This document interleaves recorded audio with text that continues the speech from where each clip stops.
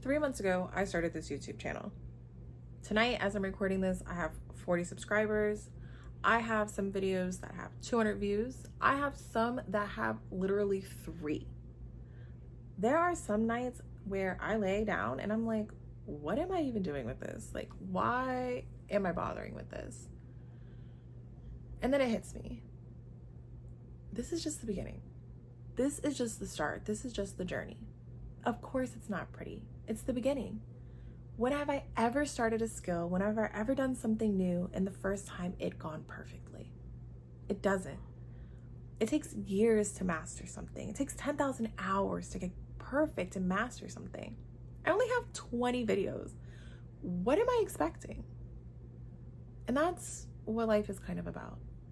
Realizing that, what's going on, the current journey you're on, isn't the end result and can't be a judgment of that. Hey royalty, I'm Carissa. If this is your first time here, I am so happy to have you. So is Otto. Love him, my new stuffy of the week.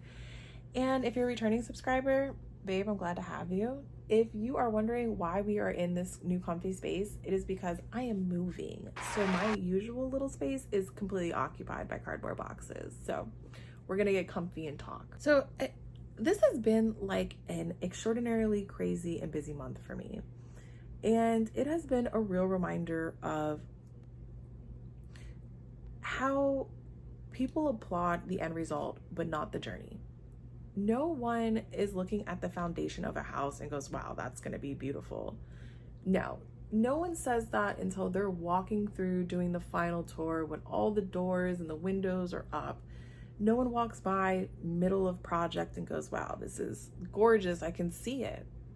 No, we as human beings are trained to only compliment and really enjoy the final result, the success. We rarely see the things that one has to do to get there. We rarely applaud those who are doing things to just get there. When I got pregnant with my daughter right before, I was 125 pounds. Girly pop, I had to hold on tight if the wind blew because I was a skinny gal.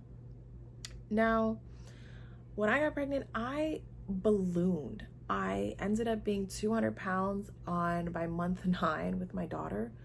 About 2 to 3 months after giving birth to her, I was about 185 pounds and I was going through it, okay? I am all for body positivity, but I think a key thing about body positivity is you have to like the way you like. Look, if you don't like it, no one can tell you enough that you're beautiful. You have to truly feel that way. And girly, I was not feeling it, okay? Every time I was getting dressed, I was having an emotional experience. I was crying. It was taking me 2 to 3 hours to get ready because I didn't like how I looked. I was changing 4 to 5 different times because I didn't feel good, period. It took me about 2 years before I finally looked myself in the mirror and said, I've had enough. I know what I can look like. I know what I want to look like. I don't want to be 125 again, but I definitely don't want to be this 185. And I sat down and I worked out every day. I started a workout routine with Chloe Ting. Shout out to my exercise queen. I will always thank her.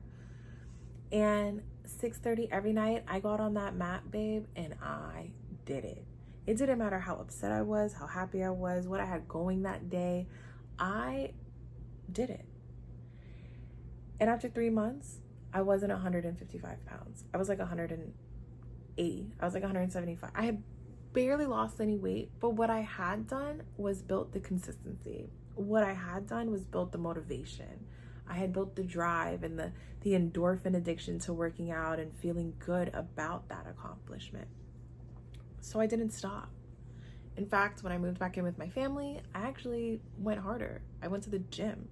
I started strength training and working out there. My sister got involved and she was like, I want to work out. I don't feel good about the way I look. So we started going together. I'll never forget our first fitness evaluation. And they told us it would take a year to get to where we wanted. She wanted to lose about 40 pounds. I wanted to lose about 30. And they told us very honestly, this is 9 months to a year kind of journey. And we looked at each other and we said, I don't have anything else to do in a year. I might as well stick to this. And we did. And now a year later, I am a happy 143. For me, this is my happy weight. My sister has lost weight. I'm at the gym. I went from barely being able to squat a 10-pound barbell to doing 245 plates on each side, hip thrusting 360, doing that on leg press. I didn't do that in one day. I didn't do that in 3 months. I didn't do that in 6 months. I did that in a year. And no one applauded me every time I went to the gym. Every time I chose a better meal, no one gave me a high five and said, oh, I'm so proud of you for not eating McDonald's today. No. Now what happens is people go, wow, you lost a lot of weight. How'd you do that? You look great. Or wow, you were in the best shape I've seen. Can you give me some tips?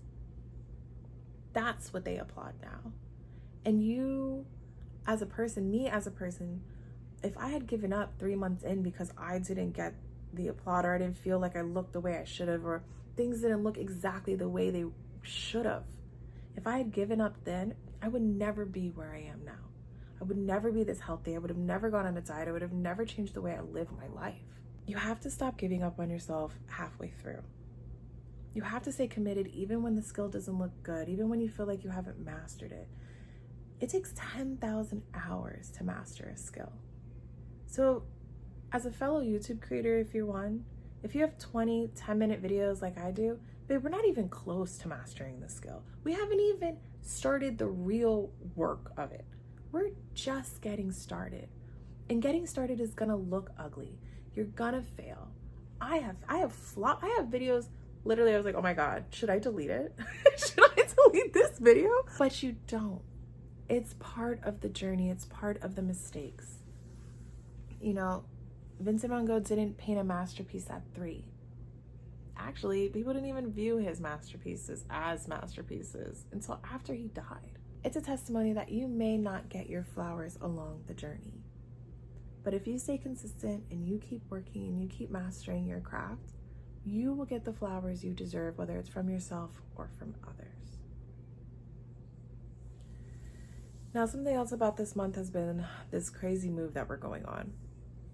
We're moving 5 hours away, and my sisters, this is the first time that they are helping us apply for houses, pay for the house and everything. And as they were filling out this very complicated application, one of my sisters looks up at me and goes, have you guys been doing this every time we move? And my mom laughed, I laughed, and I said, yeah, every time. And she was so amazed by that. She's like, I just wake up and had to move. I miss those days. And that's the reality of adulthood. The more older you get, the more you're gonna realize how much work these things actually take. Christmas isn't magical because of a special feeling in the air. It was magical because someone in your family made it that way. Someone took the time to do that for you. You have to take the time to do these things for yourself and others. If you want a community, you're gonna have to host a few parties that no one comes to.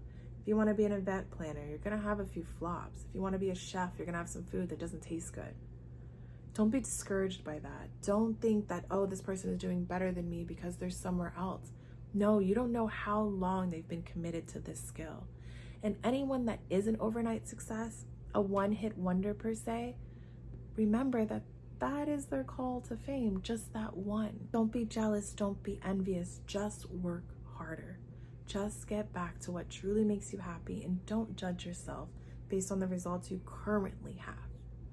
You never know what next year is gonna look like. You never know what next week's gonna look like. So be gentle and be kind to yourself, because who knows what tomorrow looks like. So babe, royalty, if you're still here, please tell me what you're working on. You're obviously here for mine. You know I'm trying to build this community, me and you. So if you got this far, you definitely like me. Why don't you hit that subscribe button? And don't forget, if nobody told you today, you are loved, you are cared for, and thought of. Bye, royalty.